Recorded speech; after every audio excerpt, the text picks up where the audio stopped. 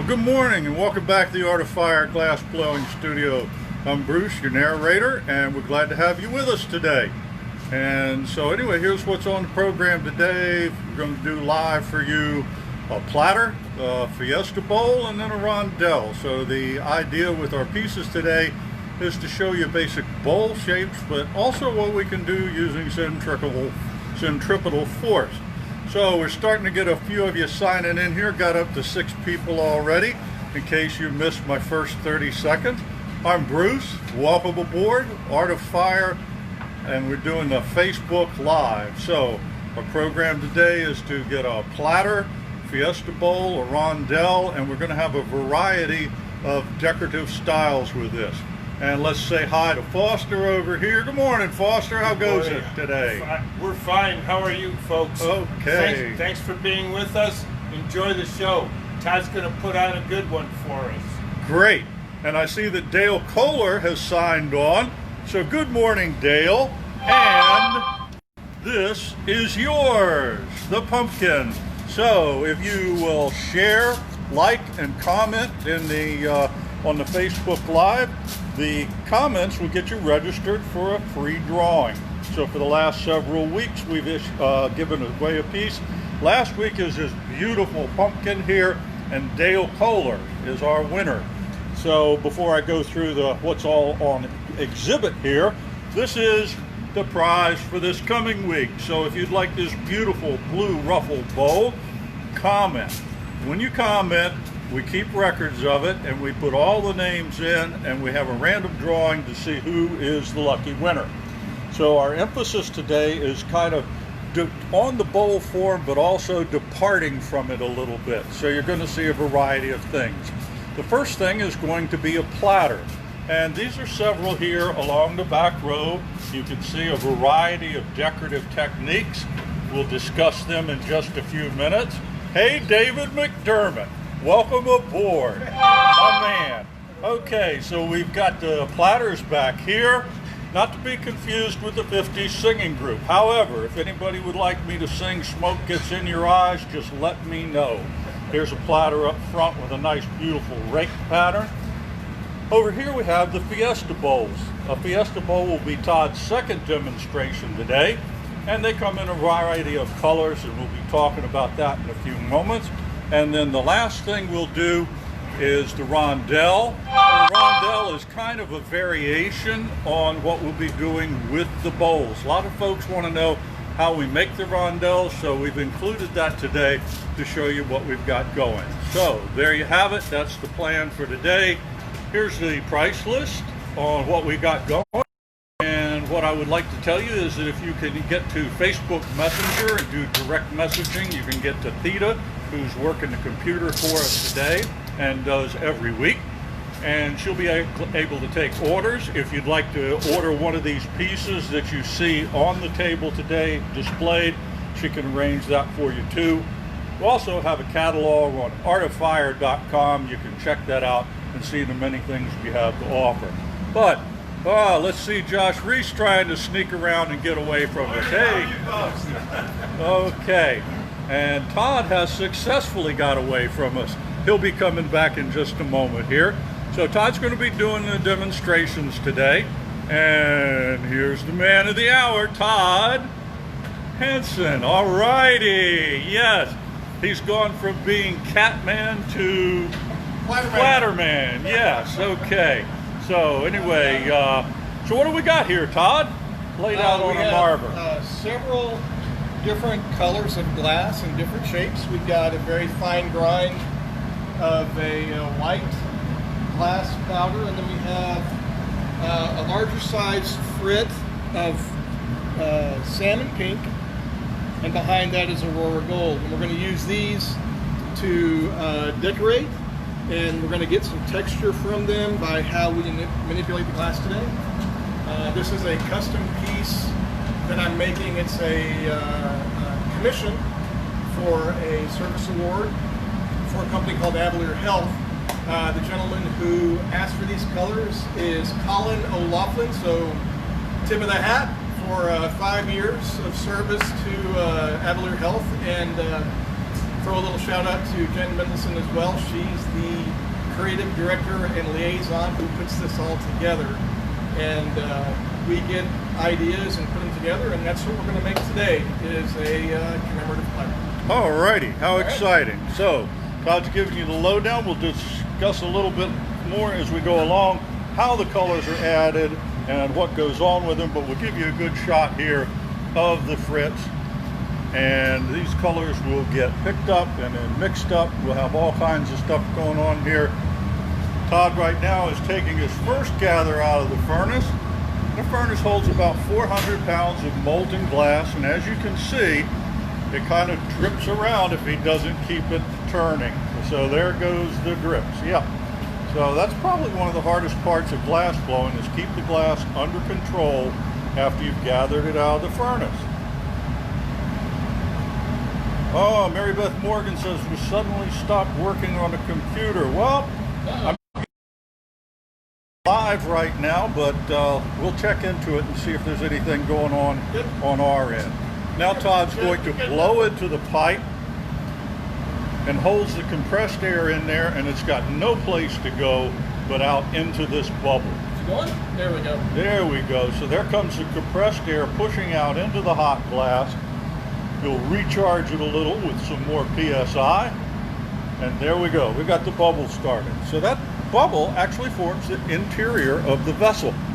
So that's what will be on the inside of the platter.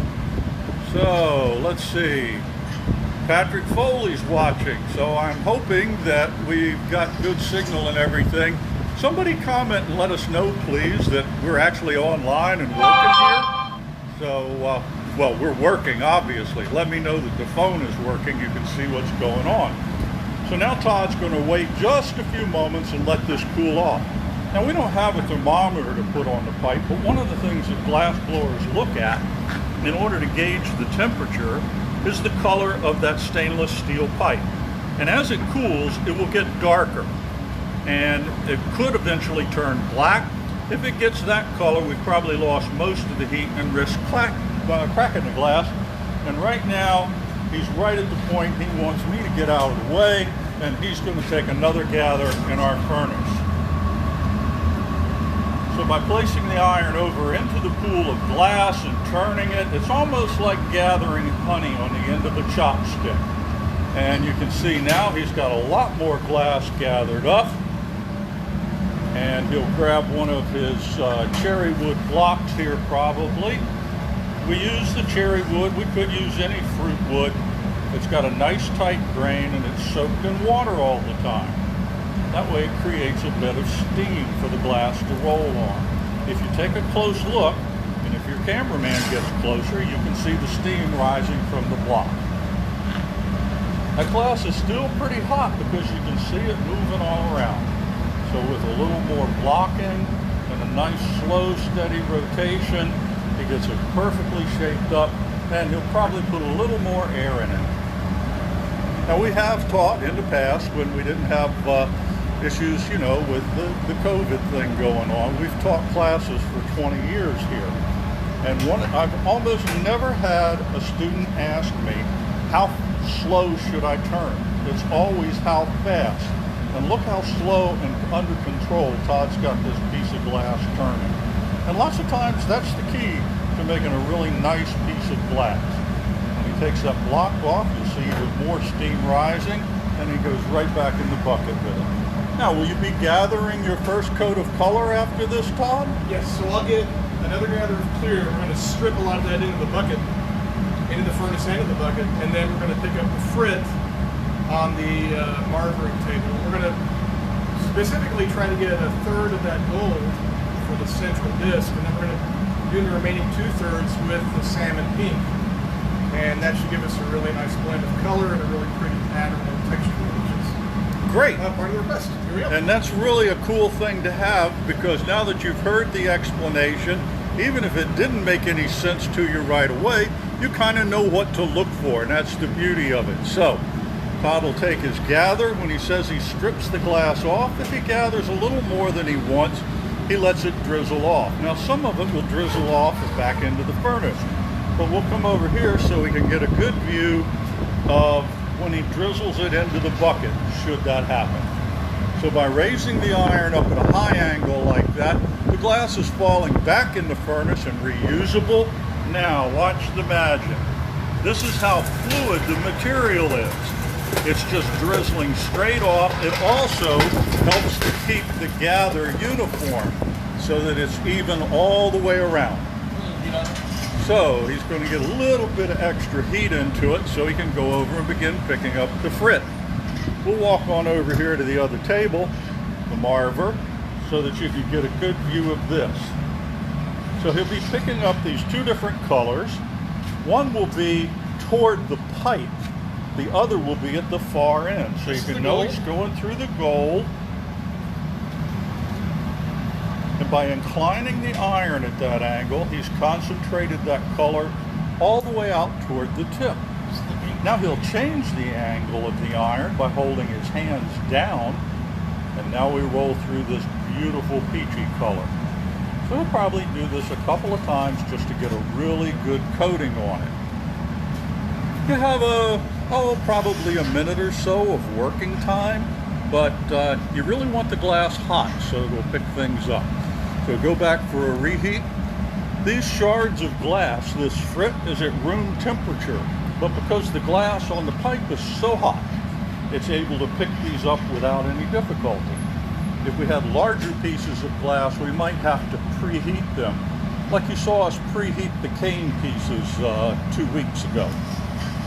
So here he comes back, and once again he's going to distribute the colors, the gold toward the tip. This time he's starting out with the peach at the back. And when he returns to the marver, the glass is its hottest. So by alternating like this, he did the gold first last time, he's able to pick up the peach this time with the freshest, hottest heat. Now go back and melt that in and we'll get some more of this done. Brian Porter, welcome aboard. And Linwood, nice to see you here. Yes, Linwood, sometimes we do leave glass on the outside so it can strike if we have the color that strikes in the mix. And in this particular piece, because of the desired texture, we have it cased basically inside. You saw him gather the clear bubble first. That's going to be the inside of the platter.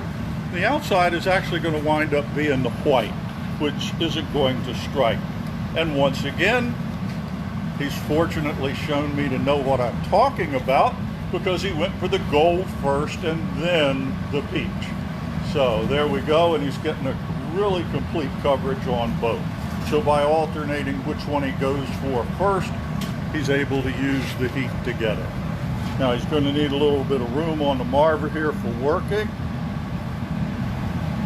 And that's simply why he's pushing it aside. Alrighty. We have over here a pipe cooler too. People say, you know, don't you get hot doing this? Well, sometimes the iron gets a little bit hot, either from exposure in the furnace or the glory hole. And by putting it in that trough of water, we cool it off. All right, Todd's going to heat it up now. We're going for the mold for the twist, or we're going to do the marver first? Both. Marver first, optic second. Okay, so this is a really cool part of the design. So you can see all these little pieces of frit that he picked up are like little dots of glass. I'll move a couple aside here, and you can see that they're little teeny tiny pieces. So if you just stopped there, you'd have spots of frit on the piece.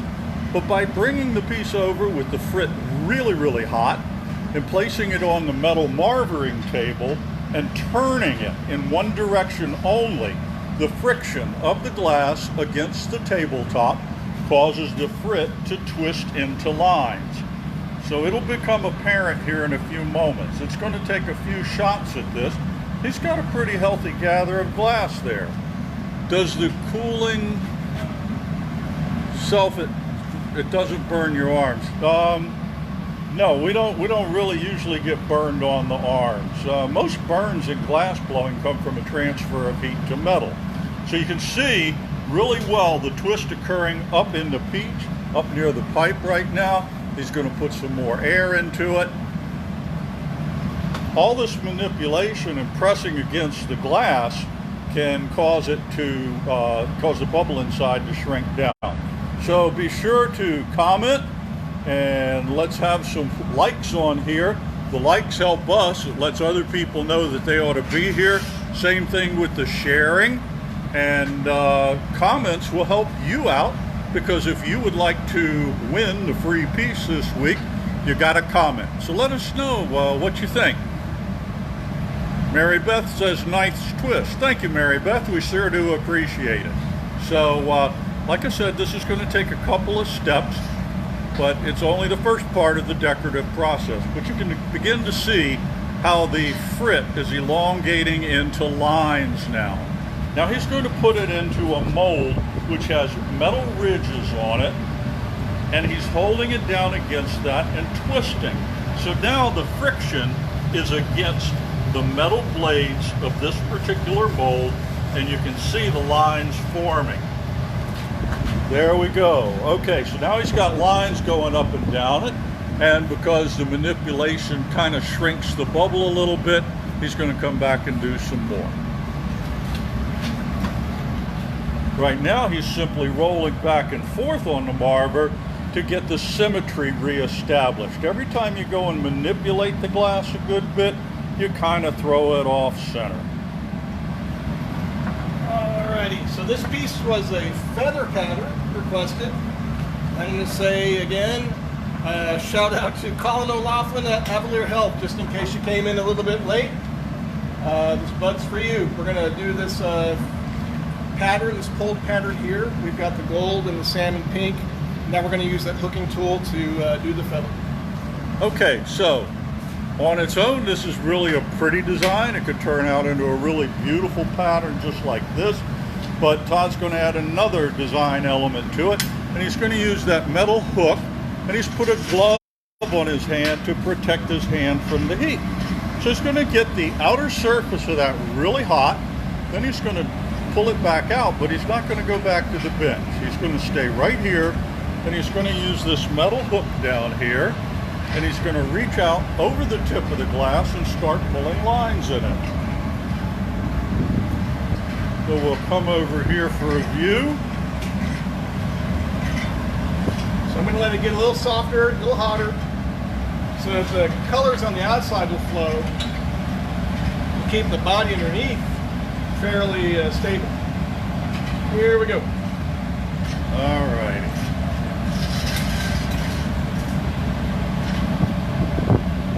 Really grabbing it right at the tip and then drawing back gently.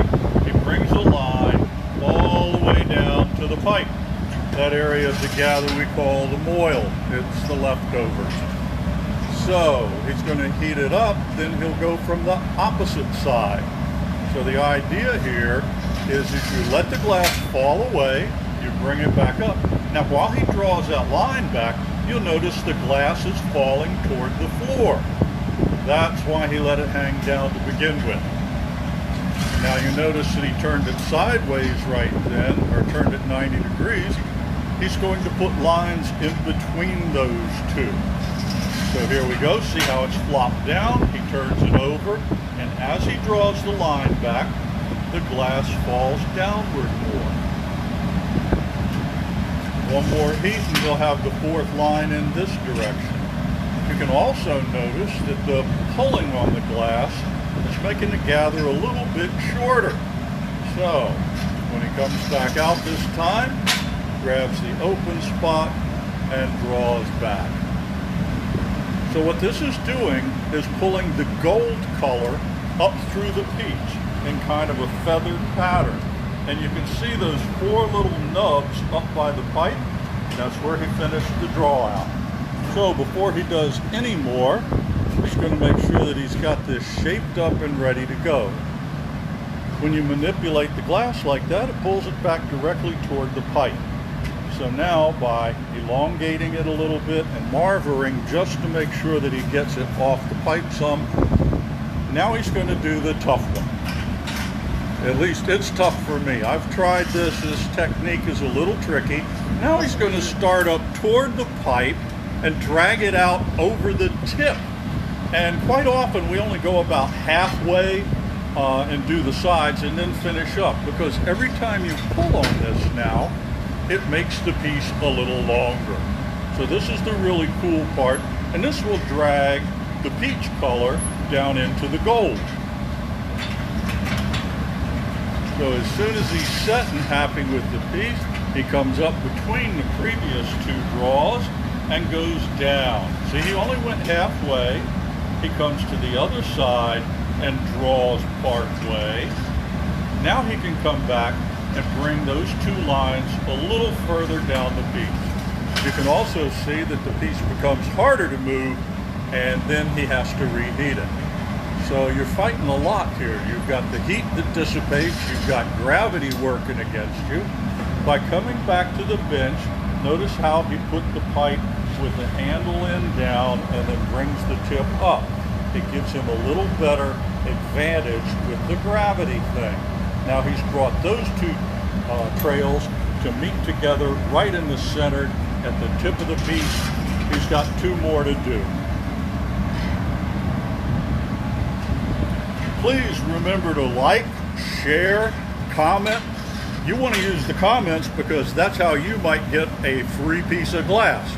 We take all the names of people that have commented, and in our random drawing decide who gets our piece of glass. And as soon as we have a moment, we'll go back over and look at those other things. But for right now, this is the object of our attention.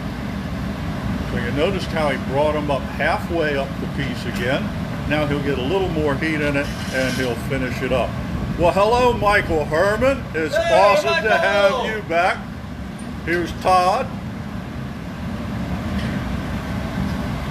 And so now Todd will take it, and just as he did before, he's going to finish up the raking. See, the pipe goes down to the floor low there, gives him a high angle up here, and this gentleman has basically negated gravity. I'll bet you that there's NASA scientists that would love to do that. How long has Todd been blowing glass? 21 years. Or 21 years at the Art of Fire. He might have had a little bit of experience prior to that, but full time. Okay, all here. All here. All here. Okay. I have no ambition. I stay right here. All right. And Todd, Michael says, go Todd. Yes, indeed. Okay, so now we've got the frit on there. We've twisted the frit so it became lines, and now he's raked those lines. And with the temperatures in this glass, it's really hard to discern what's going on. But we'll walk over in a few minutes and we'll find another piece that's finished and fully annealed. Barbara Belzer says, hey Todd. Hey, Barbara. There you go. You get the wave. Okay.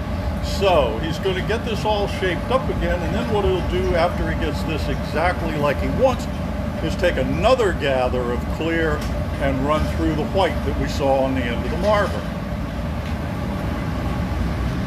So right now he's going back over, he's going to get the shaping done. So the proportions of your shaping are really important before you gather. David McDermott says you only look 21. It's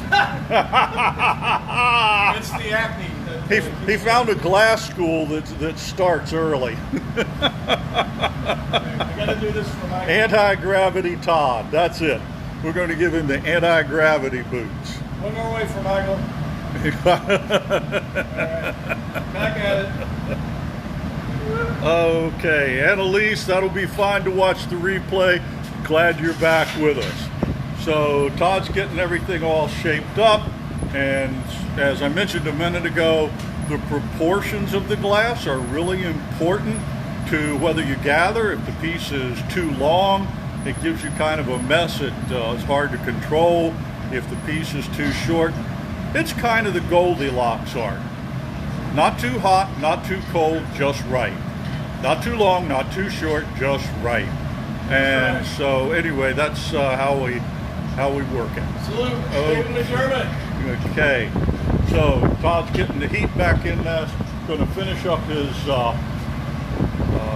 shaping really before the next gather. And while he does that, I'm going to take a quick interruption here so that you can kind of see what this raking does. So here's a case where a beautiful red color was raked up through the blue and then back down. So you can see where some of the stripes run from the middle of the bowl toward the outer edge, and some run from the outer edge down to the middle. And that's the same effect he's going to have with this piece, only it'll be the peach and the gold, and we'll have that in a moment. Now as the glass cools, you can start to see a little color differentiation. The gold is turning a little more transparent, it's more visible, and we can start to see where the peach was raked through it. He's going to blow a little more air in it. Oh, that's beautiful. Great. That's a great shot. Okay, so Lynn Bayer says, ooh, and I'm with you too. How about some hearts? How about some thumbs up? Like us, share, comment. Comments are how we can get back to you. I mean, we'll try to recognize you. The Dorian Gray Glass Blowing Academy. Ah, yes, ever younger. I wish. Okay. So, let me get in here for a close-up on this, and you can really see the raking. Striations. Yeah, see the striations, and they look like lines because of the twisting he did. A little bit of a reduction? Reduction, yes. Or is that striking between the copper, the gold? Oh, you got the gold in and the there. salmon Yeah. peak. Yeah. Okay. I got the wrong word. So here we go. Now he's going to be taking another gather, and then he's going to roll it through the white. So I'm going to stand out of the way. Let Todd get in there and get his next gather. He'll probably strip a little bit of glass off. Jennifer Watkins, we think it's love the color too. Lori Medford, we won't tell anybody that you should be working. We're glad to have you with us. So there's the glass drizzling off. That's how fluid it is. The viscosity changes as the temperature changes. So Todd's got that pulled off, and now he'll bring that over. He's holding it up so it falls back toward the pipe. And now he's going to cover that entire thing with white. And this will happen a couple of times. So you'll get the tip of it colored, and then he comes back to the back half by changing the angle of the blowpipe. You get that fully covered. He'll do this a couple times so that it's a nice full white color covering. If you don't do it a couple of times, pieces of glass stretch apart when you blow them out, and you can kind of see through it. So what he's going to do here is make sure he's got full coverage. While he's heating that up, I'll give you a quick view of the underside of this platter, and you can see how the blue is solid down there. And let's see if maybe one of these others. Here's one that has a white background on it. So that's what he's working toward right now. These reheats take a little while because he's got to drive the heat in gently and get this done. So now he comes back again. And notice that he's alternated the approach this time. He's doing the back half of the piece first while it's really, really hot, and then he'll get the front half of the piece. And David McDermott and Michael Herman watching. Yeah, how about pressure, that? thanks. No pressure. You got David McDermott and Michael Herman. And for those of you that we don't want this to be an inside joke or commentary, Michael Herman worked here for several years. If I'm correct, he learned to blow glass here, and then he went on to the West Coast, opened his own studio, and now he's in the Netherlands and working over there, if I'm correct, at a museum as a glass demonstrator and artist, and his work is known around the world. And David McDermott is an individual up in Massachusetts, out on the Cape. And Todd and I have both taken a class from him. And he is an amazing glass blower, been at it a long, long time. And we've got lots of goofy sayings that we learned from him. All right. That's not your legacy, Dave. That's not your legacy. Okay. We both learned a lot taking class from David. All right, so there we go with another coating of white. This is number 3. This will be it. So you can see that it's really dense, and what this is going to help with is when he blows it out in those little pieces of glass, even though this white is super fine, okay, even though it's a very fine powdery substance, about like grains of salt, when it starts blowing it out, it's going to stretch apart.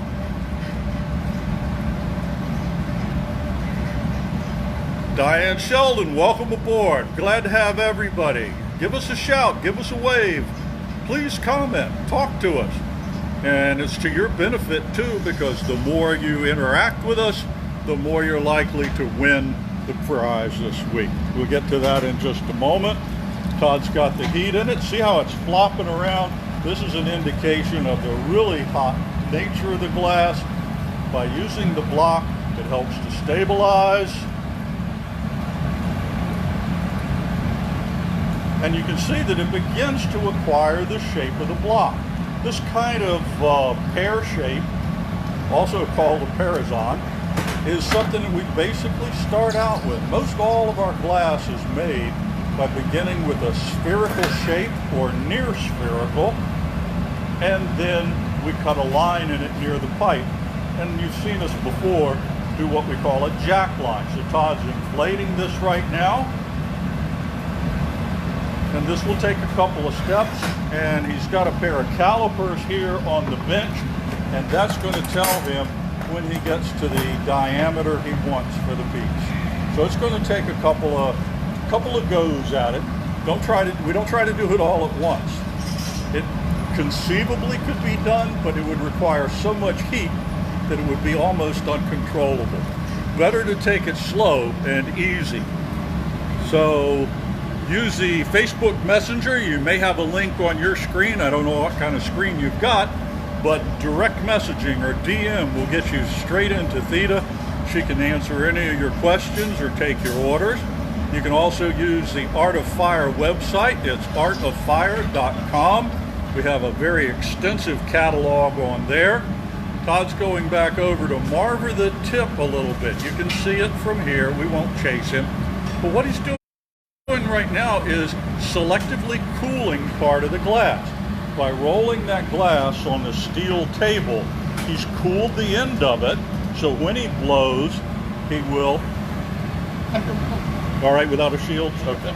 That thing generates a lot of heat, so sometimes we shield each other. Right now he's doing what we call the jack line or the neck line. And what this will do is give us a nice, easy place to separate it. So by cooling the tip with the edge of the paper, he's going to be able to start working on blowing it out. When we put the piece back in the glory hole, the whole doggone thing heats up. It's not like you can just get the right side or the left side. Now, occasionally we will put it in there and only go part way in, but it's 360 degrees of heat.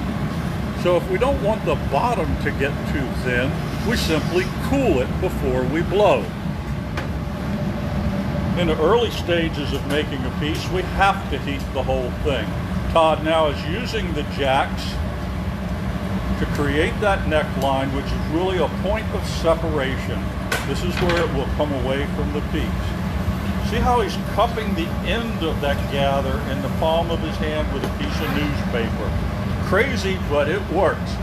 Folded newspaper, about 7 or 8 sheets of it, and soaked in water, but not falling apart like paper mache. It's a perfect insulator. And now you can see he's getting that spherical shape, but the bottom is still a little less narrow than the upper reaches. That's because he cooled it. He's putting a blow hose on right now, which is simply what it says, a hose to blow through. So he'll get that all hooked up. And the advantage of this is the glass blower can sit at the bench, and at the same time he manipulates the piece with his hand tools or paper. He can blow at the same time. Gives you a really good opportunity to see the blowing happen as you're working the piece, and you don't have to stop and look over the end of it. So he's got his blow hose on. He'll come back to the bench. He'll probably paper the bottom and blow it out so that the top inflates. We'll try to get that so you can see it. Thank you, Tracy Jones. We think a lot of people love our creations, and we're so glad to have you with us. So he's pointed it upward just a little bit. You can see it's got a little more squat, and with this newspaper now, he holds the bottom in, and right up here by the pipe, you can see the increase in diameter from the air. So he's blowing that out, and it's going to be this action which helps him get to the final diameter he wants. Such a simple but brilliant accessory. Yes, it is, Lynn. We absolutely love working with the newspaper.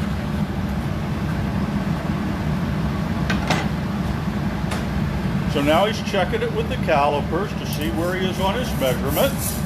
And he's a little bit short. Actually, what are you, 6'1"? 6 feet? Yeah, right around there. Yeah, bad joke. Anyway, he's going to heat it all up because you got no choice. The whole doggone thing gets hot. But after he's heated the whole thing and brought it back so it will blow up, he's going to cup the end of it with the palm of his hand with that newspaper as insulation, and he'll blow it out and get it to the point he wants. So there's a lot of work that goes into this stuff, but it's well worth it. It's a lot of fun to do, and it's actually wonderful to own and have one sitting on your shelf or your fireplace mantle at home. So please visit our website, artoffire.com. Quite a few of them are listed there. Todd points it up in the air just for a moment, but just that momentary lift makes it more squat because the glass falls back to the floor, toward the floor. So now you can see the diameter increasing, and he'll check it again. And when we see it rubbing on there, we know that we're getting there. There, yeah. That's for you, Dave. Right on the calipers. So, now what we're going to have is a foot added to it. So, Josh Ries is over here, going to pick up some glass. He'll take a couple of gathers and deliver a foot for Todd. So, Josh will take a couple gathers. He'll shape that up. He'll probably use a block. He'll walk back to the other bench. He'll block it a couple times just to get a nice pear shape or teardrop shape. He'll use his jacks to create a point of separation so it flows. And then Todd will be over here behind us, and we'll try to get a good picture of this. He's got the diamond shears ready. He's going to flip the piece upward, hold it right there, and he focuses his attention on the center of the bottom. Here comes Josh. From the side, he places it and snips it off. So now we've got the foot added. Now it's simply a matter of using a paddle or the back of his jacks to flatten it out some and do the shaping. Yes, Amanda, we know you can applaud for Josh. We applaud him too. That's Josh's wife, who's fortunately with us viewing today. And we're glad to have all of you that are viewing. Okay, so now you can see there's like a little bump on the foot. Todd's just going to align that and use the paddle to get it centered and then press it flat. Now sometimes we use the jacks on that, sometimes we use the paper. It's artist's choice. By using his thumb and pressing into the middle, he creates an indentation in the glass down there, and he's got like a perfectly formed, extremely hot donut on there. He's going to blow on it with a soffietto, or a puffer we call it, and that cools that surface. You can imagine that fresh hot glass is really still moving a good bit. Josh has formed the punty up over here. It's simply a little piece of glass on the end of the pipe. It serves like glue to stick to the bottom, because who wants this platter with a 4.5 foot piece of steel on the top? Todd places it. Should I be quiet like they do on the golf tournaments? We're at the critical moment as he approaches the green. This is This is the hold your breath moment, not for Todd, but for a lot of us most of the time. We just want to make sure that we get a clean break and everything cools off. Now all of that glass down there is extremely hot. That's why he was blowing on it. And here we come with a little bit of water onto that neckline he created, or jack line. Chills it a little bit, and then a simple tap, and off it goes. Josh takes it to the glory hole, and we have successfully transferred. Let's see some thumbs up and some hand clapping. Yeah, this was a big deal. Okay, so on most pieces we form the bottom half of the piece first, and then we do the top half. And this one is no exception. So he's got, he was just letting Josh know we're not going to put a lip wrap on it, which is usually just a colorful decoration. So when he comes back over, you'll be able to see how tiny the hole is on the end of the platter. And yet this is going to open up just as wide as the others that you saw on display. Great transfer and seamless from Mary Beth. Thank you. And Kate Thorpe says, wow. Yep, it's always a wow moment for us too. So now you can see he's doing a little selective heating. I mentioned earlier that you put it in, the whole thing gets hot. It goes in to make sure that it never gets cold, but now that you can see what he's up to, he's pulled the piece back out of the glory hole a little bit, and that heats the lip area, because he's going to be working on the top half right now. So as soon as he gets this hot enough to manipulate, he'll come back to the bench and work on that. I'm going to step over here so if Josh shields his hand, I'm not in the way. But there is that tiny opening from the jack line he made. Places the jacks into the hole, and he starts to open it. Josh is using 2 paddles because he's got 2 hands and he's talented. No, he's using 2 paddles. One to flatten the lip and one to shield Todd's arm. This piece is generate. Oh wow! Somebody just gave us like the biggest hand clap on earth. We gotta find out how to do that. Okay, so Todd's going to continue to heat the top primarily so he can open this up. And it's still kind of a mystery what it looks like. I mean, it's all surrounded in white. We can't see it yet. It's not going to be till the final product that we get that amazing moment. Dave McDermott says no sleeve.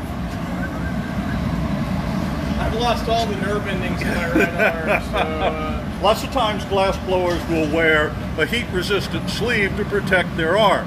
But having burned out the nerves on his arms many years ago, Todd's impervious to it. No hair either.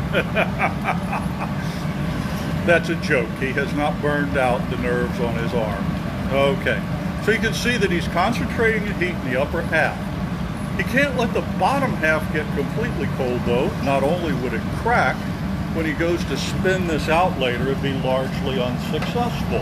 See how the top has sucked in some? That's the action of the heat doing that. So now he's signaling to Josh to put the paddle onto the lip, keep it nice and symmetrical. Sharon shows us the clap again. Sharon, I'm going to have to take lessons from you, Sharon, to see how we do that big hand clap. You can tell which of us are not part of the internet generation. So, Todd will be working this out a little bit at a time. Oh my goodness, and a big thumbs up. Sharon is a master. Sharon, you got it going. Thank you so much. Yes, Mary Beth, he is impervious. He's also impertinent, but that's another matter. Nah, I'm kidding. Just leave it right there. He's the mainstay. Okay, so he's got that opened up a little bit. He's going to use a pair of wooden jacks here in a moment, maybe this time, called parchoffi, to open it up even more. They're bigger blades, and they don't scar the glass. You can see how Josh is shielding his arm from that heat, and now we're almost up to straight size. Todd's applying some newspaper to the edge there toward the top in order to cool it. And by cooling it off there, it won't suck up the heat quite as fast because he's getting ready to do the grand finale. It shall all be revealed. I'm going to come around over here so we can see it going on. So what he's done now is open all the doors and he's letting the heat soak into the piece. Hey, before we go any further, because this is going to happen quick, Colin O'Loughlin, this is your piece. We're going to do the wavy platter portion. Avalier Health, thank you, Jen Mendelson. And we'll be here just another few seconds and it'll be off. Here we go. So in a couple of moments, you're going to see him increase the rotational speed. You can see it flaring out in the glory hole. Now he's going to spin faster and faster. It's too big to go back in. And now it's a nice flat platter. But wait, there's more. By simply pointing it downward, there's your designs. By letting it fall downward like that, he gets the ruffle in the pattern, and you get that beautiful flower pattern right in the middle from all that raking. So it was certainly worth all the time it took to do that. Now, since he can't put it back in the glory hole, he's got to get over here. We don't want it to cool off too much.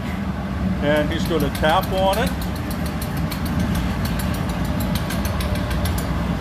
And then he's going to use a hammer handle to hit it. Josh is going to go over. They're going to open the annealer door and put this one away. And there's the platter in the annealer. Beautiful. Thank you, guys. So, thank you, Todd. Come on, let's hear it for Todd. Let's have those big hand claps. Yeah, David McDermott says nice. Thank you. So, there's our first piece of the day. And it'll be in the annealer overnight. And tomorrow it will be back down to room temperature. And then we'll be able to take it out. So let's go on over while Todd takes a breather and gets ready for his next piece. So here we have our live stream agenda, if you will. We've done the platter. The next thing you'll see is a Fiesta bowl. And that's coming up right next. And then we'll be doing a rondel. So you saw how Todd flared the piece out with a centrifugal force and then let it ruffle. And now you can see how these ruffles appear in these other patterns. The pattern he used in this particular one was kind of a flowery design where he raked in both directions through the frit. In the case of this red and blue, it's not that the two colors take up half the piece. The red is simply raked. But on the one he just did, you can see how we put that together. The next thing we're going to make is a Fiesta bowl. And really, they are quite festive. There's a lot of different ways we can finish these up. And there's the interior of another one. We'll bring it on over here so you can see the outside finish of that. Sometimes when we make the glass pieces, we do what's called casing them. That piece you're looking at right now, that Fiesta bowl, was coated in clear glass after the colors were initially stretched out. And this gives it a really brilliant finish. And it's also smooth. I'd say smooth as glass. So this one over here has a rougher texture to it because it's not cased. And the glass is not sharp, it would not cut you, but it's got a nice feel to it. So Todd will be doing the Fiesta bowl next. And then the last thing on the agenda today is going to be the rondels. So here we have platters across the back. Here's one in kind of a, I guess, a St. George's cross pattern. Another one with a fishnet or a interwoven pattern. Here's one with swirls. These can be done in most any color. If you'd like to order one, get in touch with us either on the website or you can direct message Theta through Facebook Messenger. You can probably get to it on this Facebook Live page. And here's a synopsis of the prices on the rondels, the Fiesta bowls, and the platters. And so last week, I lost a piece of paper with the name of the gentleman who won it, but it's right behind me. I'll get it in a minute. This is the pumpkin that, wait a minute, I remember thinking it sounded like a plumber. Dale Kohler, yes. Dale Kohler has won the pumpkin. Those of you that are commenting this week, though, will be in the drawing for this beautiful ruffled blue bowl. So make sure you comment, talk to us, let us know what's going on. And that's pretty much it for what we've got on display right now. So the guys are getting set up for the next one. And Todd, I believe you told me this one will be left with the texture on the outside? Yes, so we did all the color work previously between layers of color with the exception of the white, but the white's really a background. What we're going to do this time is layer several colors within different gathers. So we're going to start off with a mandarin orange, sort of a really pretty orange yellow, bright interior. The next gather we're going to put on a layer of white as a background, and then we're going to put another gather of clear glass on, and we're going to roll through a bunch of transparent colored frit. So against that white background, that light's going to transmit through and then bounce back out. We'll see all these different shades of color, and with the texture and the optics and all the things that are going to be going on, we'll have something that's very dynamic on surface with that really bright interior color. So we're also going to do lip wrap, which we did on the last piece. It's just a nice little way to finish the color or the shape off. We'll put a little bead of color around the top, just sort of a cherry on the cupcake. There you go.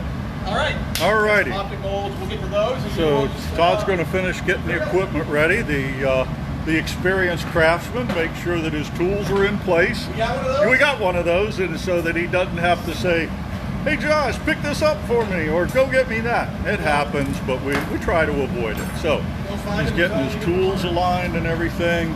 He's got his optic mold set. The pipes have to be pre-warmed to pick up the glass. If we put a pipe in a furnace that's at room temperature, okay, we got a question. Is frit broken glass colored pebbles? The frit is ground up glass. So basically on a color combination like Todd has going on right here, and he probably got a really great eye for color of all the people in the studio, you can see jars of different frit mixes down in here. So we might purchase a blue and a pink and a purple and something else. Oh, and I'm terribly sorry. I did not realize Dale Kohler is a woman. My apologies, but we'll carry on. Okay, so anyway, back to the frit question. We buy the frit from manufacturers, and then if we've got someone with a really good eye for color, then he'll mix them all up, and we get nice color patterns and stuff. Sometimes we just use a single frit. Right now, Todd's shaping the piece on the marver, and then again with the air pressure, the bubbles forced out into the glass, and we're off to the races, figuratively. But Charlestown's not too far. No, it's not. Okay. So there he goes. You can see he's got the bubble inside there. He's just going to get it shaped up so he can gently gather over that. And then that's when you'll begin the color application after the next gather. So again, he's got to let it wait. He needs a drink of coffee. The glass needs to cool off a little bit. And then he'll do another gather and come back for orange. Got a drinking, bro. Oh, okay.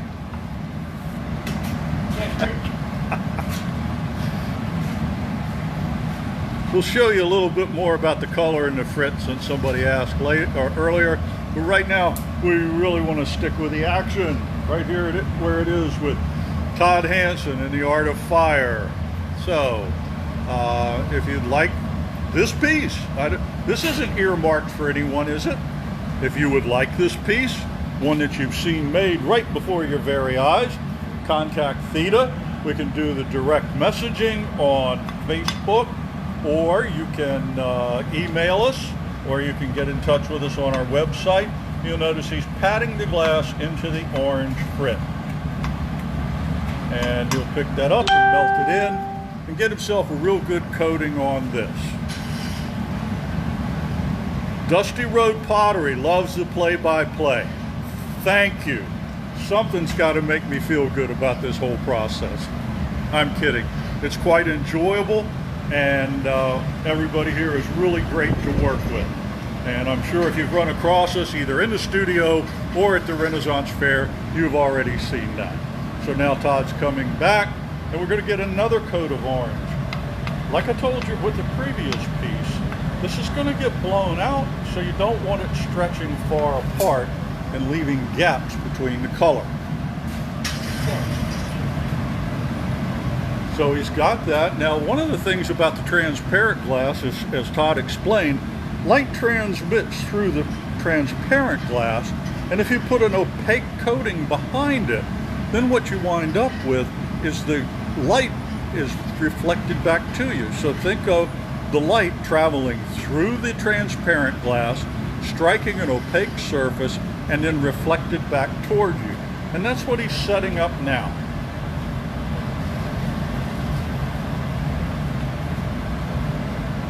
And just by continually turning the pipe and tapping in there, he gets full color. Alrighty, so after he does that, we'll be going for the white. A gather between the orange and the white or not, Todd? One more time. Are you going to gather between the two colors? Oh, yes. Yes. We'll do clear than white. Sorry. Okay. One more time. One more time. We say that in the music industry. Being the retired euphonium professional that he is, whoa! I think he prefers to call it baritone horn. I really would rather be known for my tuba work. But, Oh, okay. So here we go once more through the orange. So you can see that that's going to be pretty dense, and when we blow it out, it's still going to expand. It just won't get to the point that you can see through it. Caitlin, welcome aboard. Glad to have you here. Hey folks, let us know how you've come in contact with the Art of Fire. And meet us at the Ren Fair? Are you married to one of us? Whoa, that got a head wave. Okay, so anyway, let us know, because we like to hear from our customers, former students. We've had several people drop in here who have been former students, and it's really nice to maintain contact with you. Now he's back to a little bit of marvering. This is to shape. Again, every time you gather color on the glass or rake it like he did in the last one, you change the shape of it. He's got to get this to the point that he wants to gather over it. So that's going to be back to that kind of pear shape. Traps the air with his finger on the end of the blowpipe. The air has no place to go but out into the hot glass. It's not going to break his bony finger, and it's not going to burst through that steel pipe. It's going to go out into the hot glass. Oh, okay. That was something else caused that. That was not glass blowing. So all you glass blowing students, never fear. Okay. So once he gets this shaped and cooled, because again, if he goes in too hot, it just makes a mess out of the whole thing. So he's got that going. Another slug of whatever's in the thermos. Aha! Secret sauce. Okay. So now he's back over for another gather, and then we'll be picking up the white frit. Making sure that the irons are ready for the next stages. What time does the stage run through here? I'm really not trying to break his attention. He's stripping the glass off into the furnace. When it's fresh and hot, it's very runny. It'll drip right off the pipe. And by bringing the pipe back up to level, it burns itself off on that little tail. And he'll begin the gathers of his pipe. So, Sharon says it's a real treat to be able to watch you create the beautiful pieces. And we agree. And if you would like this piece, it's not too late. I don't believe anybody's spoken for it yet. Contact Theta. You can get on right now if you can access Facebook Messenger, the direct messaging, or you can use the Art of Fire website. We do have a phone number here, and it's listed on the website. But don't call Foster's phone, because I'm using it right now to do the filming. Kristen met him at the Maryland Renaissance Fair, always the first and last stop of the visit. Well, we're glad to hear that. Okay, so 2 or 3 coats of white remaining? Okay. We got 2 to go. Okay, 3 to go. 3 and 2. So again, it's the same thing, just gently turning the pipe, letting it tap in, and you can see a little bit of change in shape, which he'll take care of all of that later, after he gets done with this part. So that's going to be the opaque surface that reflects the light that goes through the transparent covering. All right, now we're getting some action on here. David Hogan says, top fan. Well, thank you so much. We really appreciate it. Craig, we're glad you love watching the demos.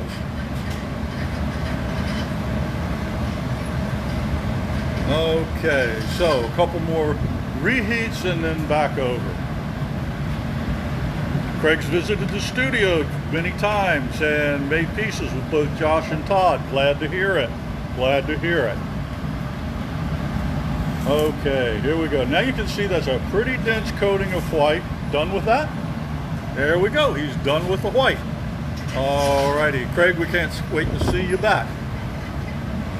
Now, all that manipulation caused a little change in shape and whatnot. He's just going to take care of that before he takes another gather and then goes for the multicolored frit. Okay, so it takes a little while. Sometimes this is like watching paint dry, and that's just the nature of it. But he'll use the marver. Now pay attention to the angle of the pipe. See how he's rolling it with his hands down low? That pressure is forcing the glass off of the pipe. You can see a conical shape appear up near the pipe. That's glass that was unusable because it was up on the pipe, and he's now put it into a place where it's usable. By rolling the tip and now changing the angle. He'll even change the angle some as he rolls, and this will give him the shape he wants. He wants to make sure that he's got something he can gather over easily. Well, the gathering really isn't any easier. What happens is the gathering is more effective and efficient. If he had a completely flat bottom on that bubble of glass and shoved it into the furnace, he'd trap a lot of bubbles. So we want a rounded shape or gently pointed on the end. Back to the pipe cooler to cool things off, and then it'll be time for another gather. And then we'll catch him over here with this beautiful multicolored frit mix. So we'll take a little tour of some color before they do the last piece. We'll find some time to work on that. So right now he is making space in the annealer. So he's pushing the piece aside that he had before, hence the insulated glove. That piece is still at least 1,000 degrees Fahrenheit. But see, he was able to hang that piece from the hook up there, and it doesn't elongate because it wasn't really cold. I mean, it wasn't really hot. I'm thinking ahead to what's next. Okay, so wiped off the pipe. It was still a little wet from the pipe cooler, and in he goes to the furnace. So like us, share, comment. The liking and the sharing is for us. We just want to know you're here and enjoying it.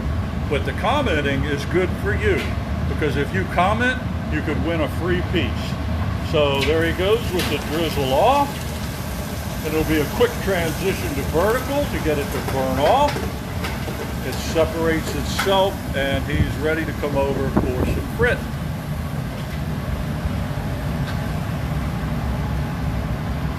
Now the frit will cover the entire piece, so he doesn't have to worry too much about getting part of it on one end and part on the other, but he does want total coverage. So he started at the back end because the glass was very hot. And you can imagine if he had pointed the tip down to start, it would have just run away from him. So he'll take a reheat, melt that in, and give it another shot. What happens to the runoff glass? Great question, Lynn. We recycle that clear glass. That will cool, and if it's in large pieces or anything, we'll actually kind of chop it up.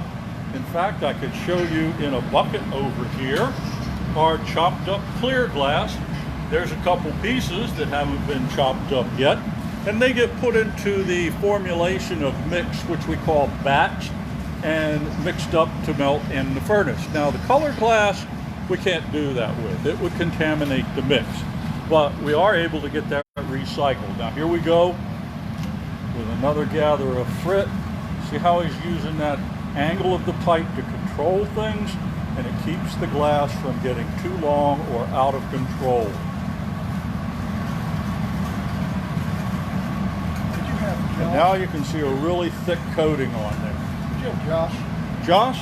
set this in the number 3 note, please?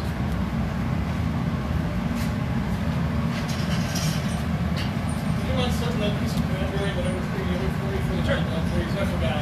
It's should be on the marble next to coffee cup. Yes, this will be on the outside of the bowl. The comments went up the screen and I can't see who asked it, but this is the outside of the piece. So this frit's on the outside. The other colors will be... Oh, it's on top of my water glass.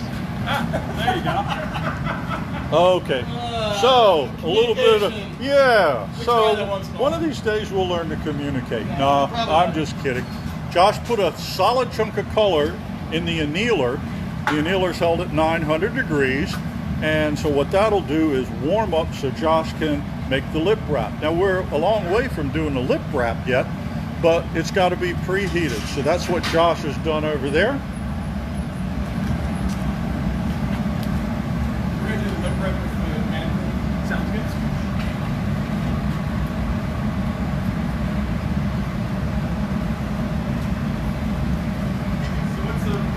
So you saw how Todd twisted the frit before.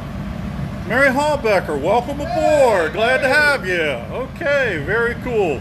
So Todd has coated the outside with frit, and now what he's doing is twisting it in one direction. He's turning the pipe one direction, and the friction against the metal tabletop, the marver, causes those individual dots of color to begin stretching into lines.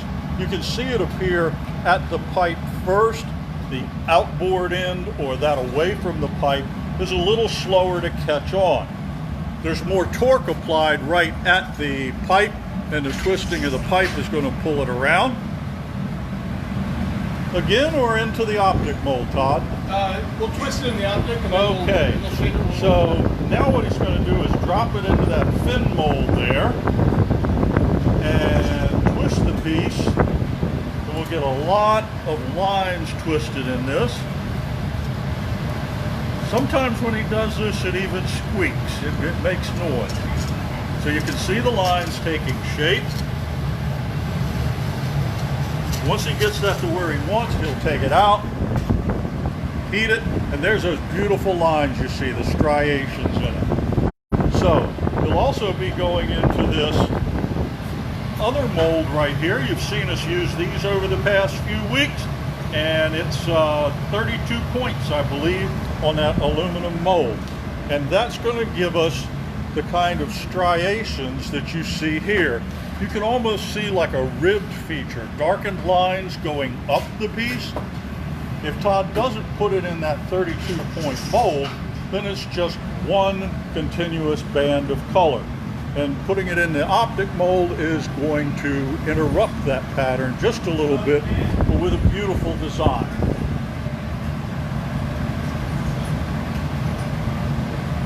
Thank you, Vanessa. That's a cool emoji. I really got to learn how to do that stuff. That's neat. Okay, so Todd's getting plenty of heat in that. We going for the aluminum mold? Okay, so now what he's going to do is drop it in this canister, the one that's in the middle with all the ridges.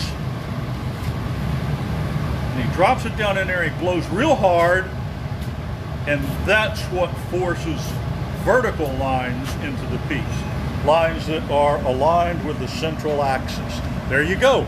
And that's how we get those stripes that go up the side.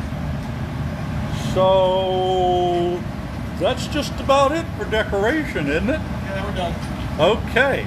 Next. So you can see that in the glass blowing process, the more elements you put into these pieces, the longer they take to do, the more complex it gets.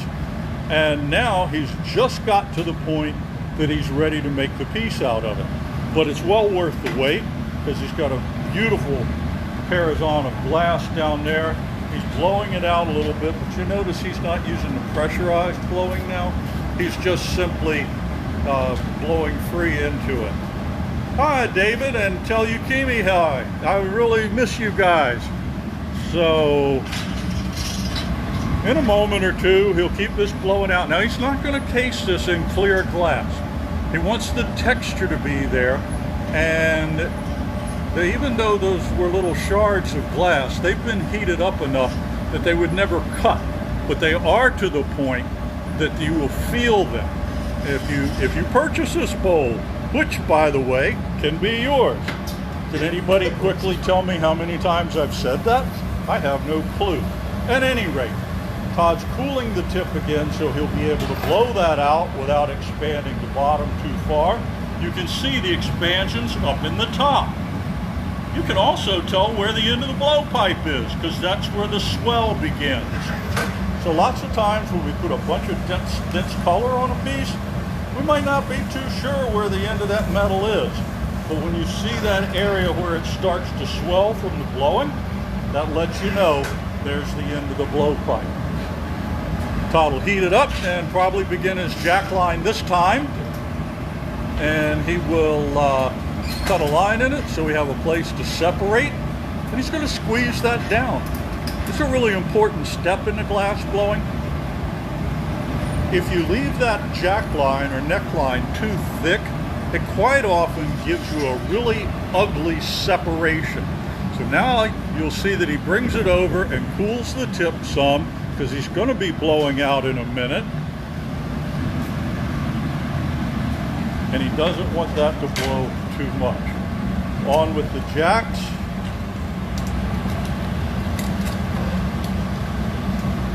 Now the glass that's at the pipe is a little bit cooler than that that's outboard. It goes in the glory hole first and comes out last. It's also much closer to the flame tip. So he'll have to get a couple of reheats on it. He'll get that jack line cut down. I've just been handed a note, and next week we'll be taking requests. So if you would like to request something next week, be online with us and we'll make it. We prefer that you ask for something that perhaps is in our catalog or you know we've made, but we're kind of game, so we'll give things a shot. Okay, so he blows that out now a little bit, and you can see the texture in there, and you can see those lines almost like ribs going up the piece, and he's inflating it right before your very eyes. Notice how the tip is still tiny. Even has a little, let's close down on there on the end a little bit, and that is good because that indicates that there's heat down there. I mean, very thick glass. One more time. Okay. One more blowout? Yeah, one more little blow, then we'll do a sheeter and a thunder, and we'll turn around. Are we gonna have, we're not having a foot on this, are we? No, no foot. All right. So he's going to get himself another blowout. He's getting the body shape. Again, you work the bottom half of the piece first, then you get the top half. You can see where the glow is down toward the bottom. Cuts his jack line a little tighter. That thing's down to about 1 inch in diameter. If that was another inch larger, the top of the piece would probably crack when he broke it off. So now you can see the volume that will be in the bottom of this beautiful bowl. It's quite a good diameter. He continues to blow, but you still see the taper at the point down there, indicating to Todd that he's got plenty of thick glass. And I'll call for Josh.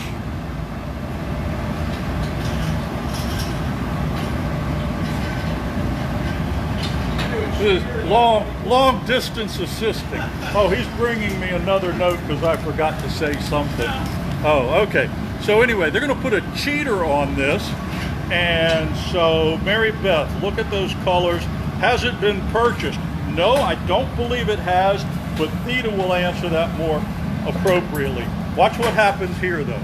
Todd takes the bit, puts it right onto the bottom, and trails it off then. Now there's a purpose to this. Just in case there's a little thin spot toward the bottom of this bowl, this will protect us when we put the punty on. The punty is the attachment that will help us transfer it off of the blowpipe. So with that little bit on there, a cheater, some people call it insurance, but we like the cheater thing. Anyway, with that on there, after Todd flattens the bottom, footless or foot loose? Nope, neither one, no feet. This is back to little feet. Feets don't fail me now. Okay, so he'll flatten the bottom on this. He'll start shaping it, make sure he maintains the curvature. That's what the cooling does. And then a paddle directly onto the bottom, and this will flatten it.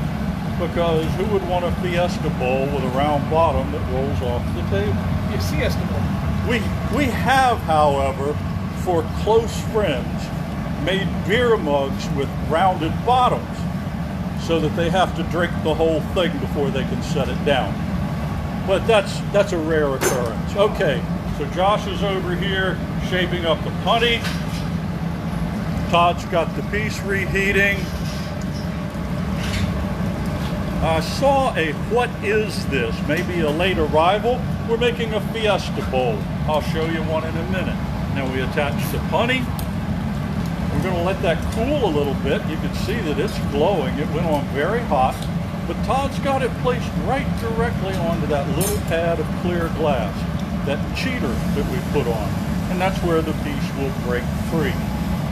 So he checks with Josh to make sure that it's not too hot, and with a little drop of water creates a fracture point, and it will break right off from the blowpipe. And the way, thank you, Mary Beth, we thought that was a clever idea for a beer mug too. So Josh is going to go around now, and he's going to get a small bit iron, we call it, just a narrower diameter. He's going to pick up some clear glass, and then he'll go get the piece of color for the lip wrap. And in the meantime, Todd will begin to just kind of manipulate and share. Actually, he's not going to use the bit of color. We're going to use the orange for the lip wrap. So a couple of coatings here, give him a nice color, and then he'll shape it and deliver it. How do the mold lines stay evident even when the glass gets hot and he uses motion and pressure? Experience. And any of our glass blowing students that might be watching now can tell you when they first started blowing glass, they got numerous pieces that went into the optic mold and came out, and there was no visible evidence of it because they heated it so much and they took way too long to work it, and you don't get to see them. Now Josh is dipping a little more orange on there. So Todd, with his plethora of experience, is able to maintain those lines there. He's getting the lip to a diameter he wants for placing the bit for the lip wrap, and you can see those lines are still evident. So yeah, you were right on the track there, Suzanne. The constant heating and manipulation can cause an issue with losing the optic line. How much time do you need, Josh?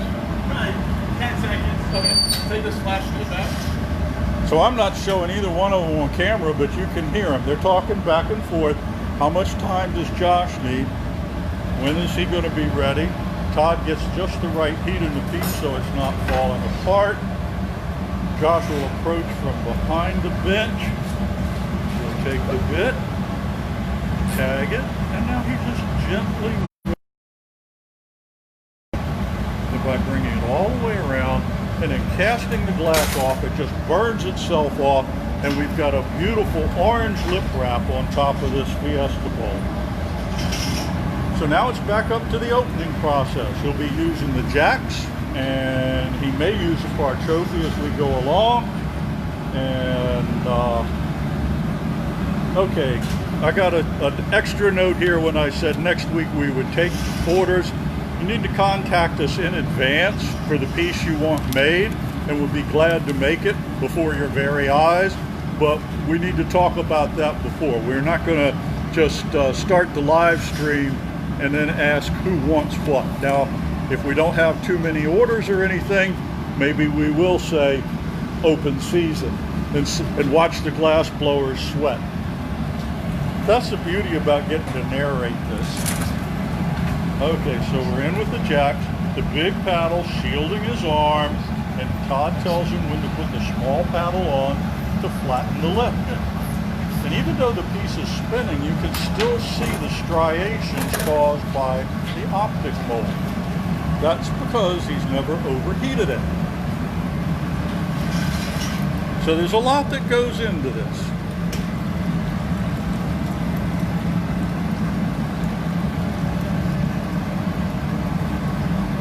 Now Todd has to go in deep enough with the glass to heat the portion that he's going to eventually spin out and ruffle. This won't be ruffled like the platter was. It'll just be ruffled up at the upper edge. So what he's doing right now is selectively heating, and you can see it. That bright orange glow is the extent of the heat. The wooden jacks or parchofis in there help him open it up and change the profile. So there's the basic shape of the bowl. Again, he cools the lip. And then we'll get back into the whole centrifugal force thing.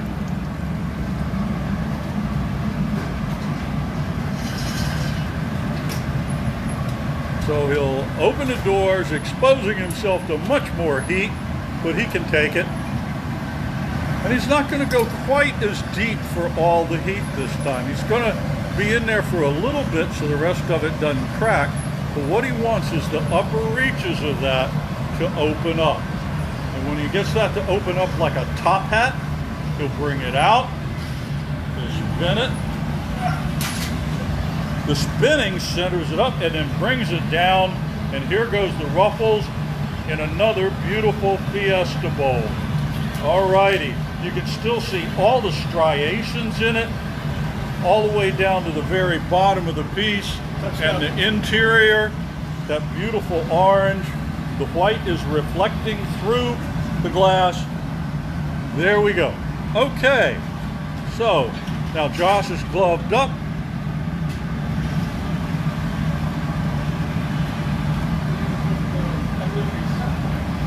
Yes, Carol, I agree. Their talent does amaze me.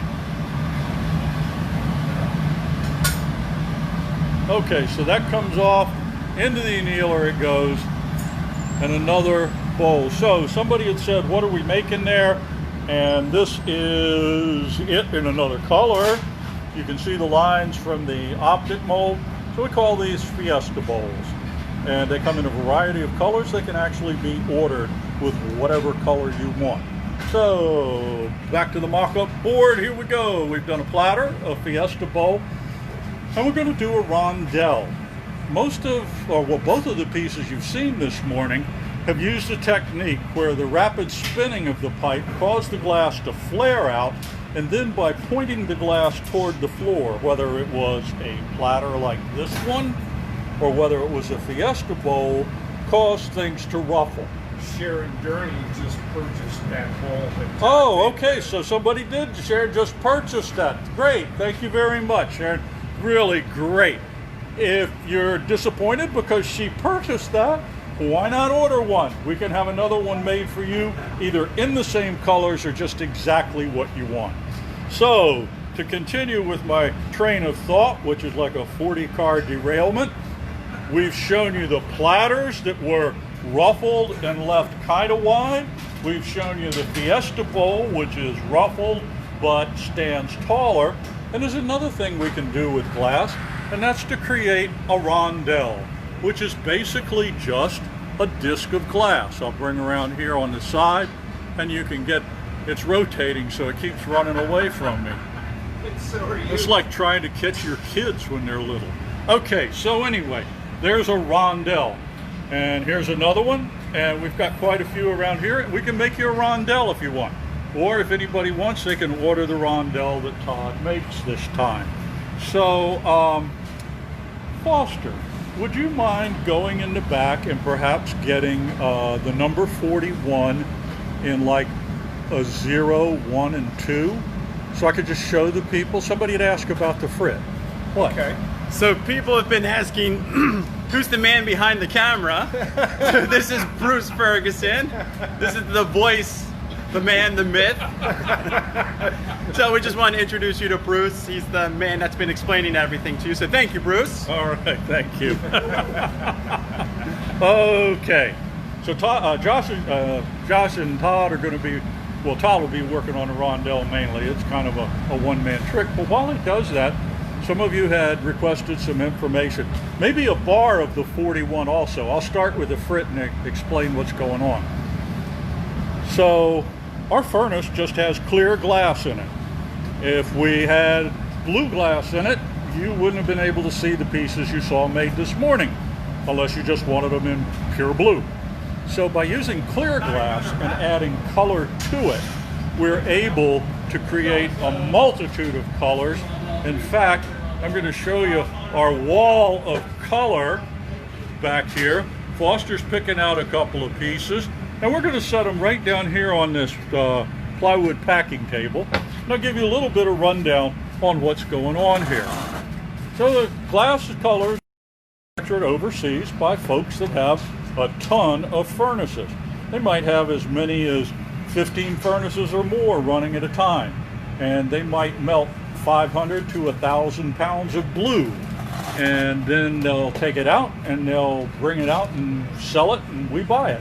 So over here we have a bar of blue. So let me get it in camera. So this is a cobalt blue, and this is how it comes out of the furnace, okay, where it's manufactured. And then we can buy it in pieces like this and just take off a portion of it to make a beautiful vase or bowl if we want. But we also get it ground up, and we can get a variety of frit sizes. Here it is in a very small one, which we call 0. It's very fine grains, and the grains would come together really tight. So that would give us a lot of total coverage. Here's another one. This is just a step up from it, and we call this a number 1 frit. And you can tell as Foster drops it that it's a little bit thicker in grind, but not a great deal. And here's one that we use a lot of, is a number 2, which are bigger pieces. So the Fiesta bowl you just saw made was used with number 2 frit. And you can imagine that if these individual dots of glass stretched out, they can make a much longer line of color for you. So that's how we get the frit, and the manufacturers take care of the grinding. We don't have to sit out back with a coffee grinder or anything and grind this stuff up. We buy it like that, but then we may mix it together. And as I mentioned earlier, one of Todd's really great talents is mixing colors. He'll take all kinds of different colors, for instance, just like in this Fiesta bowl, and create this beautiful mix. So that's how we get the color and where it comes from. So once again, we're coming into the home stretch. We're coming down to the rondel, basically to let you see what this spinning of the glass does, the centrifugal forces. And here's our price list for rondels, Fiesta bowls, Wavy platters. And so Dale, and I'm sorry about the mix-up earlier, but Dale won the pumpkin last week by giving us comments and getting selected in a random drawing. And this week, we have a beautiful blue ruffled bowl, because basically we're working on ruffles this week. Here's our rondels. You can see the platters in the background.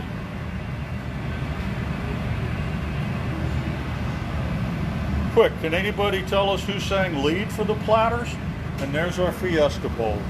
Okay, so while we went through all of that, Todd has picked up a solid color. What color do we have, Todd? Cranberry. Cranberry. This is the Reichenbach 232 if you're keeping score out there. Okay, so he's got this cranberry color on there. And what are you going to do any other decorative elements? Yes, so I'm going to get a couple of gathers of clear glass. First one will make the bubble a little bit bigger. The second gather, we'll put it into another optic mold, and I'm going to take those ridges and squeeze them sort of alternating pattern so that when we spin this out, we'll have a nice little, Pinched. yes, there you go. Just have to wait and see. I don't know. So yeah, now there you've got the game plan. So it's going to be a couple of gathers because it's going to fill that optic mold right down there. Craig, it was good to have you aboard. Please come back again. And remember, folks, if you have to leave for a portion of the broadcast, we always have it on the website. Theta gets it onto YouTube. It's always available to see in other formats. So here we are. You can see where the color is in the middle of that. That's that dark zone right in the middle of the gather. So Todd's got his first gather on that. So there we go. And once again, with the compressed air, it's got nowhere to go but in that hot glass. But notice it was quite a while that this glass was cooling before he did that. If he'd have blown a lot sooner, it might have drawn out without control.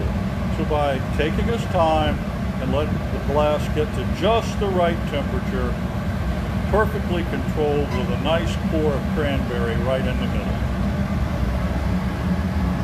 And the pipe even turns itself. So, as his cool's all arranged, he's going to let that cool off some, and then he'll begin to work on getting the next gather, and then he'll be doing the optic mold. So, I don't know if there's any physicists watching, but there's been some, not controversy, but let's say discussion between centrifugal force and centripetal force. A lot of people say that centripetal force doesn't exist, but I believe it does. And the reason I believe that is usually the definition has to do with whether the force is expressed perpendicular to the central axis or longitudinally with the central axis. Wow, that's a lot of stuff to ponder, right? I'm not trying to take his mind off of it. But what you've seen today is the glass spinning perpendicular to the central axis. If you think of the blowpipe as the central axis, he's put that blowpipe into the glory hole, or it was a putty iron actually, nice and level, and then spun the glass faster and faster and faster.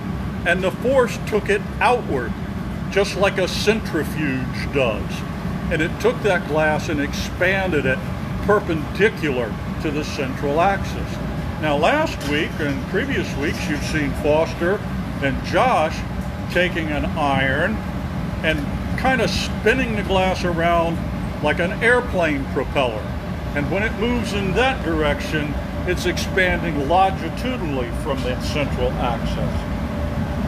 Okay, so one more clarification on next week's custom order stuff. If you contact us this week, we will make your piece next week online. And if you just really enjoy watching us make glass, we'll still be here no matter how many orders come in. So Todd's getting ready. He's got that heated up in shape. We'll come on over here and catch him going into the optic mold. A real hard mold. You see those ridges are very much deeper.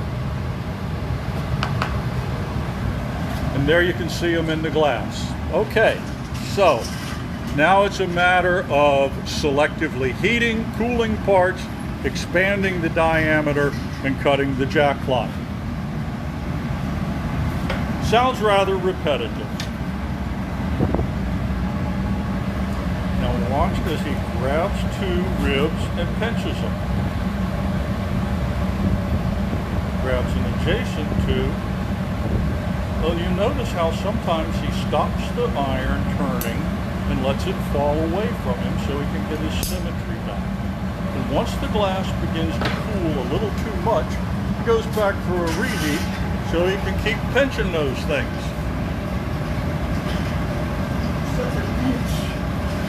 Glass blowing and physics, where else can you get that? Well, I barely passed high school chemistry, but I'm not afraid to weigh in on that too. So here we go, and we're getting another line of pinches here. See how he's moving over 2 ribs and pinching them together. And once he gets all the way around the piece, then he can take a heat.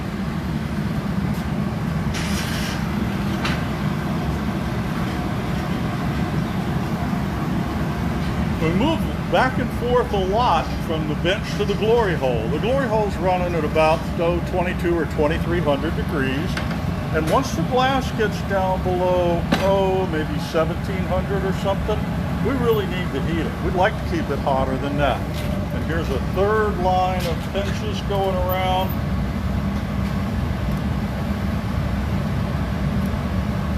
And now he's got that one all the way around, and you can see this design taking place. Kind of a nice little spider web affair. We be doing another row, Todd, or is that it? That's it. Okay.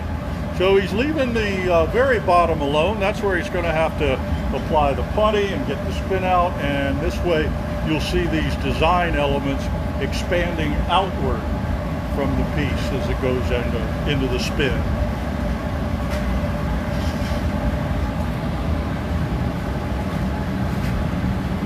It does look like a honeycomb, Mary Beth. Yep, it sure does. It'll look more like it when he spins it out. It'll be a really interesting design here. So like us, share what, hey, there's some thumbs up and some hearts. We really appreciate that. Lets us know you're paying attention, which we really like. Oh, actually, all the questions and comments are really great too. The comments are good for you, because they mean that you'll be entered into the drawing to win a free piece, which we'll announce next week. Kathleen Littlefield, welcome aboard. Mary Beth is so excited to see it, and I'm glad, because we like to keep you all happy. If anybody would be interested in this piece, to my knowledge, it hasn't sold yet, so if you would like to, contact Theta either through Facebook Messenger, the direct messaging, our website, artoffire.com. Don't call Foster's number. I'm using his phone for the camera, so that wouldn't work out too well.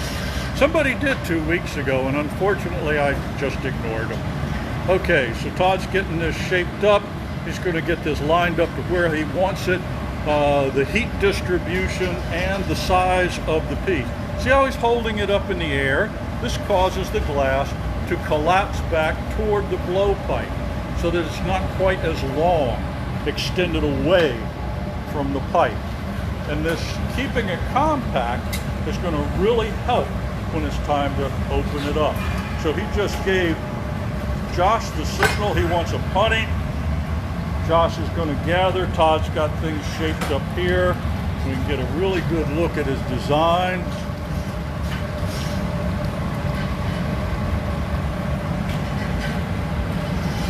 Here's the putty over here. There's a minimal amount of glass off the end of that. Not much at all, okay? And that's just so it just makes contact with the piece, and it'll break free when Todd wants it to. Just like we're on the 18th hole. Tiger Woods approaches the putt.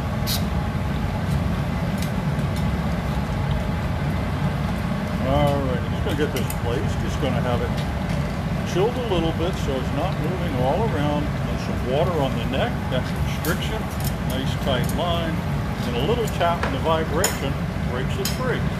There we go. Okay, so now that's the bottom half, but actually how do you tell the bottom half from the top half in a flat plate? That's hard to do. But at any rate, we have a sphere here that's been cut, and he's going to open it up until it has, probably almost straight sides and more of a flattened bottom. And then he's going to use that centrifugal force to spin it out. And that's how we're going to get the rondel out of it. So, he needs to keep the whole thing hot so that when he spins it, it will move. But he doesn't want it too hot back at the punt. He wants to open up that small mouth a little bit. Ah, Pamela Johnson Ritter sent a request for next week. That's wonderful. Okay. So you see that little bitty hole that was left after he opened it? You can also kind of tell, if you look closely, the piece is dancing around a little bit on the putty. That's because he's managed to hold a lot of heat in it so that he didn't lose it all. So keeping the heat is a really important thing. So let's come on over here.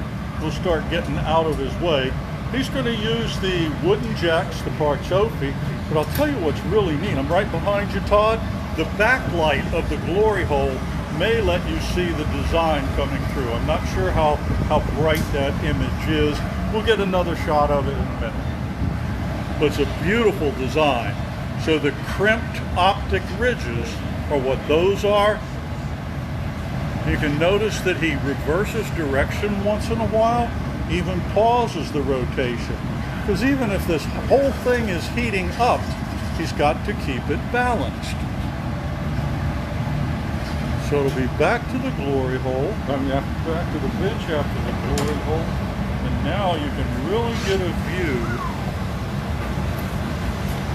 of those optic impressions. Good enough. Okay, so now he's got that up there. See how he's opened a little bit beyond the straight side? He's going to chill the top so it doesn't, it's going to open first because it's thinner, and then the whole thing will open up. And we'll get over here out of the way.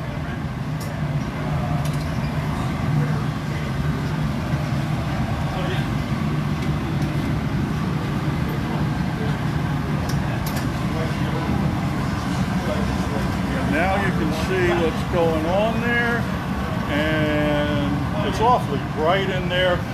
So maybe what we'll do is just take a look, and you can see the way that he's turning, and in a moment he's going to start moving that pipe really fast. See how his thumb's wiggling there real quick? That's the increased speed, and there's our rondel coming out.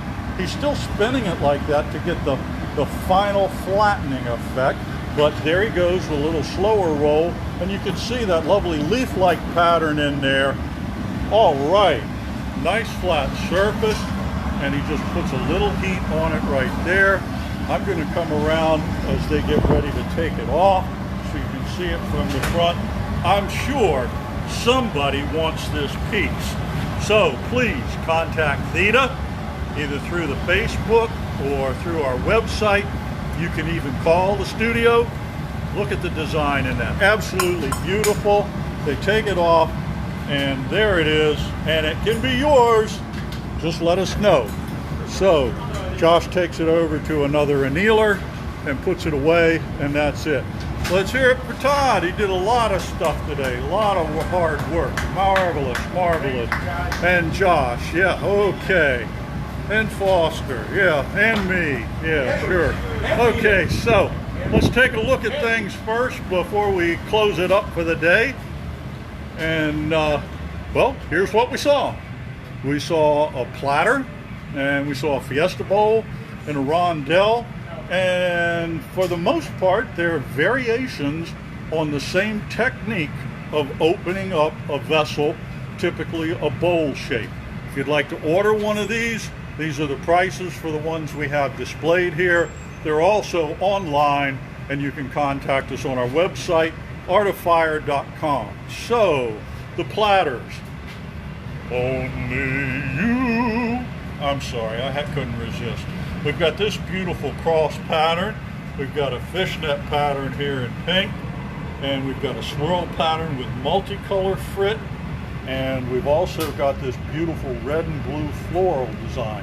So these are our platters, the Fiesta bowls. Here's one we have on display. Many, many more on our website. And you can actually choose your own colors and have made whatever you like. And there's a beautiful blue interior on one. And so this week, our giveaway is a ruffled bowl. Once again, a variation on the rotation and the ruffling, the spinning the piece out. And there are the rondels that we have on display. Again, you can order these in custom colors and get exactly what you want. So that's it for today. Thanks for joining us.